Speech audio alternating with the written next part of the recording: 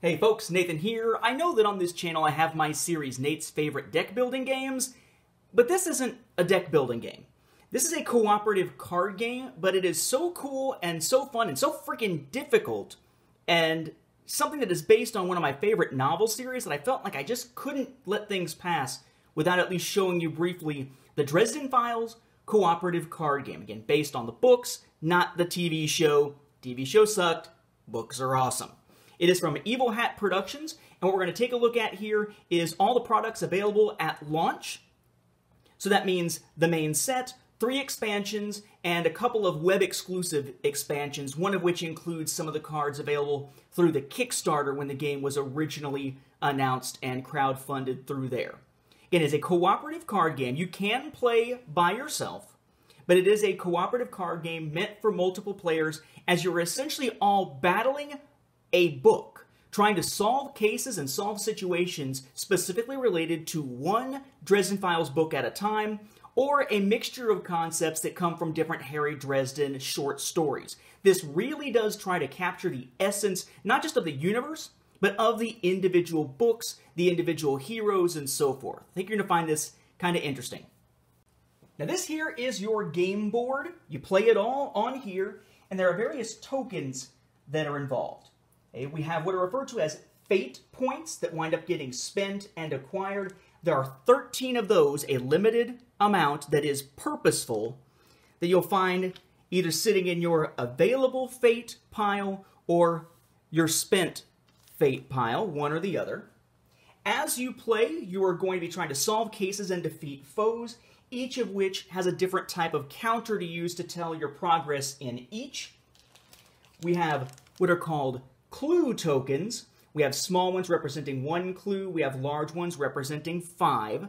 These generally sit there in our clues circle under investigate. And then similarly, for hits during attacks against foes, we then have counters for 1 and counters for 5 as well. You do play with dice, which basically have blank sides, sides with minuses, or sides with pluses. And we have a total of 8 of those, 4 orange, 4 purple, though orange and purple doesn't really matter, it just is to make them look cool. And of course, to play, you'll need to be checking out the rule book, which is fairly well designed. It answers most of the questions you might have while playing as you go through it. Again, though, the idea is that you are one of the heroes of the Dresden Files, or multiple if you're playing by yourself or with a limited number of players, and you're fighting to get your way through a book successfully. So you have character decks made of 12 cards each, and thankfully this set comes with tons of nice dividers for you that also add sort of a cheat sheet of how these are designed to help you pick which hero you want to play as. And we have 5 heroes in the base set. We have, of course, Harry Dresden, who must be one of the players, regardless of how many players there are in the game. Of course, Karen Murphy, Billy and Georgia, right, the little werewolves, Susan Rodriguez, and Michael Carpenter. Again, if you just played through the DVD complete season or something to see this, a lot of these characters aren't going to be familiar to you, and their looks, even for familiar characters, won't necessarily be either. This is, again, based on the books, which is also the universe upon which recent comics have been based. But you get those 5 characters that are prominent players in the early books. Each character, as I said, has their own deck. The decks have the character image plus the name. You have a couple of special cards that go with it. Each character has what's called a stunt, okay? And it has 2 sides, one in color, one that is not. A stunt is something you can do once per game. It gets used on your turn, as your turn, but once it's used, it's over. And each character's stunt is a little different. So in the case of Harry Dresden, as your turn, flip this card over to add 4 hits to any one foe that will be defeated by 1 to 4 hits. Okay, so flip it, use it, and now it is face down. The character also has a talent card of some type, in the case of Harry Dresden, Wizard PI, with a readied side, and then a side that just sits face down. Your talent is something you can use anytime on a turn you choose to discard a card in order to gain fate, which is what you're going to wind up spending to play other cards. So it says, when you discard for FP, fate points, you may move one obstacle or advantage card forward or backward one space in either row. Right? So a special circumstance that happens only when you do that discard action. But it allows you to basically get something a little bit extra out of a turn on which you're not actually playing any specific cards. The other 10 cards in your 12-card deck are a mixture. You have Take Advantage. Take Advantage is going to allow you to actually pick up an advantage card that is sitting out there on the game board. We'll talk about what advantage cards are in a little bit, but generally speaking, each of your books is going to have some. Okay, so if you want to take that advantage card so you can get the effect of it, well, that's what a Take Advantage card is for. Or you have an attack card meant to go after a foe, blast them for X amount of damage. You have Investigate cards that help you get clues towards solving cases. And then you have Overcome cards that help you overcome specific obstacles that are in the game. Obstacles are a specific type of card. So we have attacks to go up against foes, we have Investigates to go up against cases, Overcomes to go up against obstacles, and Take Advantage to go with advantage cards. In essence, the cards that are going to be on the board on behalf of the book have an equivalent matched type inside the character decks. But each character has a different mixture of cards, as you can see on the divider. So for instance, Harry Dresden has 3 cards focused on attack, 3 focused on investigate, 2 focused on overcome, and 2 focused on advantage, and it gives you essentially a relative power rating for each. And it tells you what the talent and stunts are over there to the side. So if you're trying to play a game and you're constantly getting your butt kicked because you just do not have enough investigation cards amongst the different characters that are being used, you might want to look for a card where on their divider it tells you, hey, this one happens to have more investigate, say, than attack. You might want to use that character as opposed to another so you can customize which characters are best suited for which books. Again, the challenge here is to make your way through a book. Each book has its own divider in the core set. Very, very nice here. Each divider is going to tell you how many of each type of card is part of that book in terms of foes, cases, obstacles, and advantages, which we'll take a look at here as we go along. Each one is 13 cards, and the core set comes with the first 4 books in the Dresden Files, starting with Stormfront, working its way through Death Masks. We'll use Stormfront as our example. Again, a 13-card deck, but just like with your heroes, where your stunt and your talent cards count towards those 12 but aren't actually regular cards, of the 13 for an individual book, one of them is the Showdown card, which deals with the very last turn of the game. The Showdown card, which is labeled, just like the others are, by the book title, is going to go up here in the Showdown file there. Then we have all the other cards that are involved of different types. Foes, again, to go up against those attack cards. Cases, to go up against your investigate cards. Obstacles, to go up against your overcome cards. And advantages to tie into those take advantage cards. When the game begins, those 12 get laid out in your 12 game board spaces. And you'll notice that they are numbered here. 1, 2, 3, 4, 5, 6. That is a range. Let's say Harry Dresden wants to use Take Advantage Ventas Servatas. Hear that a lot in the books.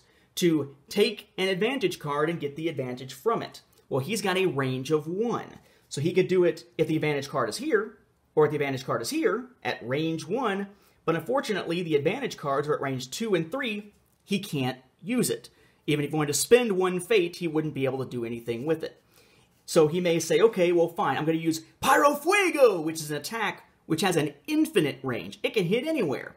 Add 2 hits to all foes in 1 row. Sweet. I'll pay my 4 fate out of this pile that goes into spent.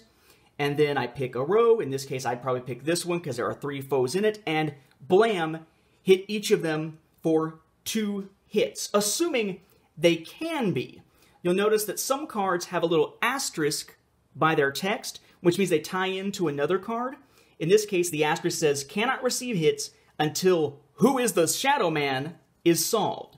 And if you look at who is the Shadow Man up here, okay, you got the C and B thing. It's basically saying, B means this affects the card labeled B. It's also affected by a card labeled as C, which you'll notice is this one right here.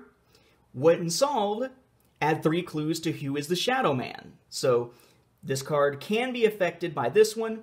This card gets affected by that one. They conveniently give you the asterisk to help you remember if it's important for a particular aspect, like how many hits a foe could take before he's defeated.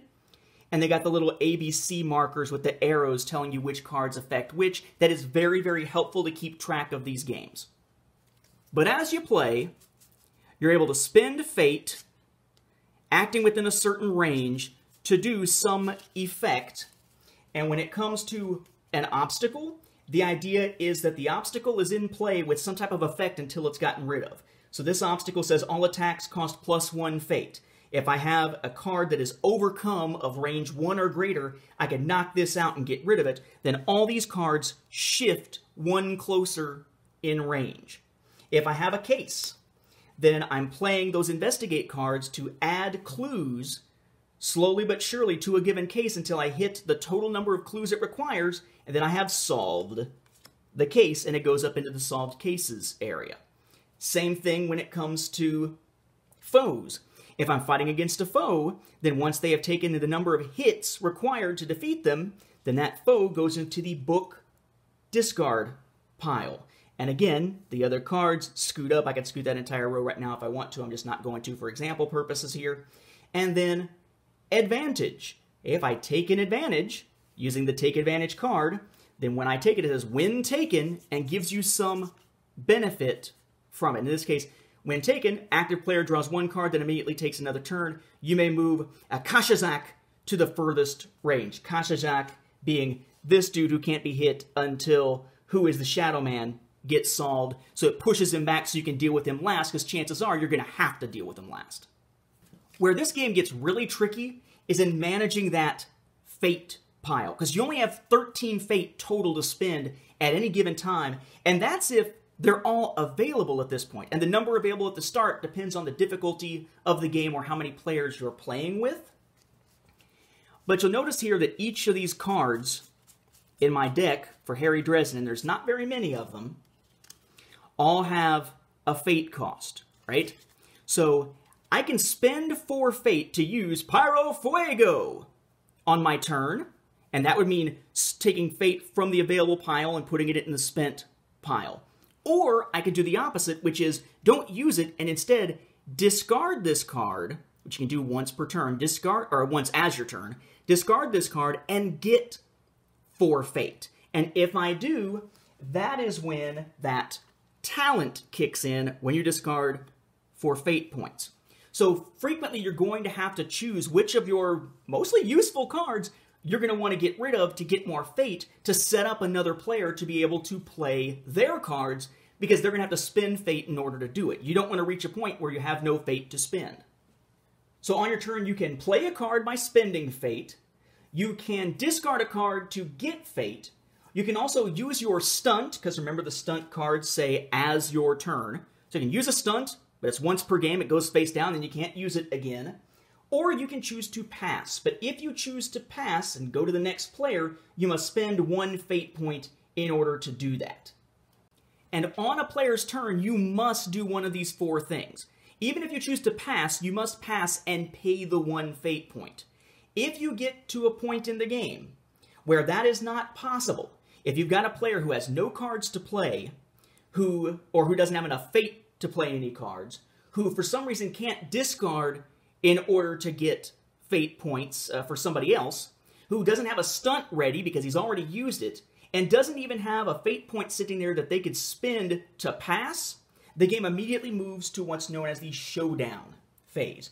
In the showdown phase, you basically get to decide how much of the available fate, if there is any, you want to spend to roll dice to get a certain chance of being able to hopefully put some more clues on some last-minute cases, or some more hits on some last-minute enemies.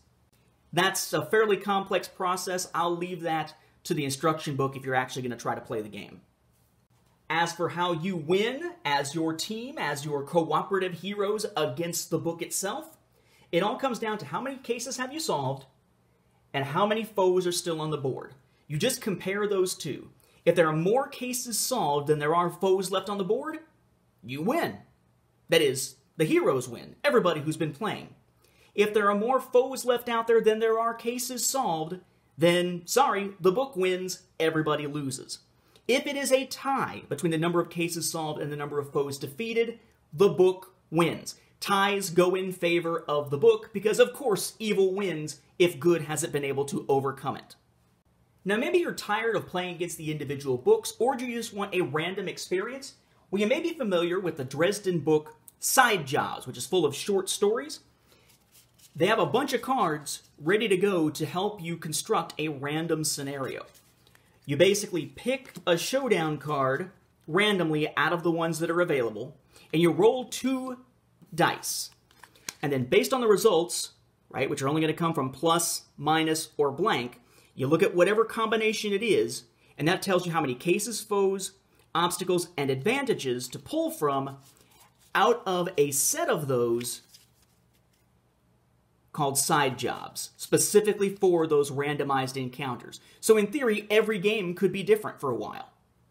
Now let's talk about expansions. Expansions to the game are about $10 each, and we start with expansion number 1 called Fan Favorites. And you can bet who one of the characters is going to be because the tagline there, Polka will never die, which, if you're familiar with the books, means, that's right, everyone knows it's Butters. In this case, Waldo Butters.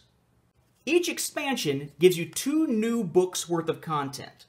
Okay, so as far as opponents go, we have Blood Rights and the book Deadbeat, continuing on with the Dresden Files in chronological order.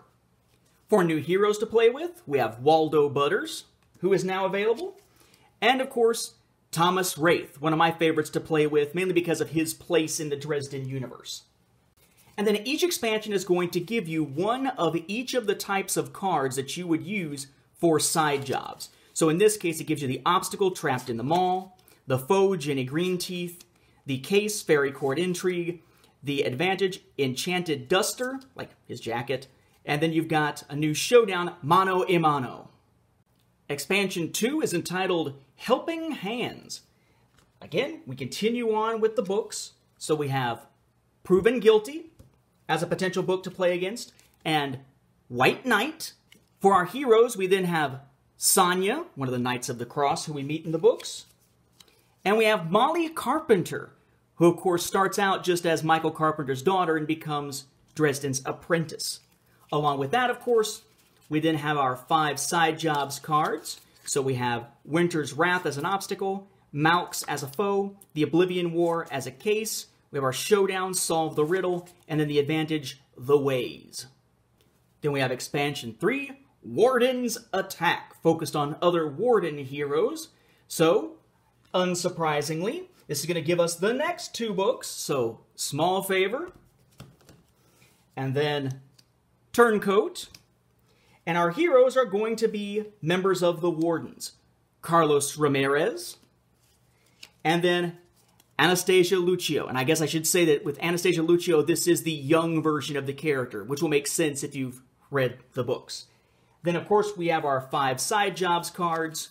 Once again, we have the side job showdown of Brains and Bullets, case Stolen Property, obstacle Sleep Deprivation, foe Grindelkin, and advantage Bargain with Leah. And you'll notice that when it comes to side jobs, the images aren't necessarily unique to a particular book or unique to a particular case or anything like that. The foes are just a generic picture of the foe. That's just because that's what the side jobs do, so that they can all be relatively interchangeable. Now, I would note that in the core box, you actually have dividers for all the books for expansions 1 through 3, and for all the new characters introduced in expansions 1 through 3, even though you get the dividers in the expansions, so you will wind up with 1 extra divider for each book and hero from the expansions if you pick them all up. There's a couple of other items available through the store on Evil Hat Productions' own website.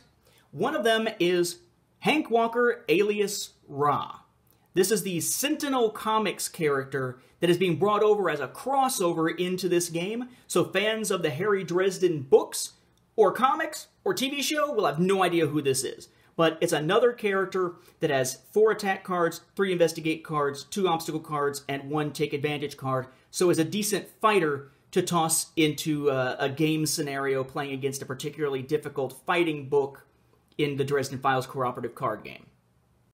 There's another hero pack you can get by itself, which is Mouse. Of course, his foo dog, which is just like the others, right? 12 card deck, 10 regular, plus the talent and the stunt here. This one focused fairly balanced between attack and investigate, and balanced between take advantage and overcome. And then you have a pack available called Variants and More. Variants and More is kind of what you would expect, just some weird cards here.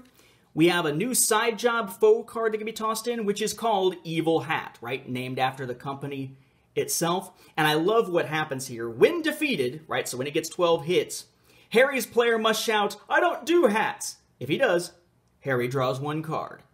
Yes, telling you to shout something. Then you got cards that either replace cards in the Harry Dresden deck or the Susan Rodriguez deck. And it tells you which card it replaces. So in this case, let's say you're Harry Dresden, and maybe you're playing against some vampires, and you want to do what Harry did and dress as a stereotypical vampire to piss off the real vampires. Well, then you can take this take advantage card called Insulting Costume and put it in to replace, as it says down here, it replaces Harry's Riveltum card. Take out Riveltum, stick this one in there, it becomes your take advantage card instead of the other one. Same thing with an Overcome, we have Lash's Gift, which replaces Harry's The Blue Beetle Overcome card. If you're playing as Susan, you have 3 different versions of a new attack, all based on Susan as a vampire rather than as a human, which again replaces certain other cards. In this case, the Infected Susan cards, these 3 replace all of her regular 3 attacks, which gives her Order of St. Giles, Call of Blood, and Beast Within.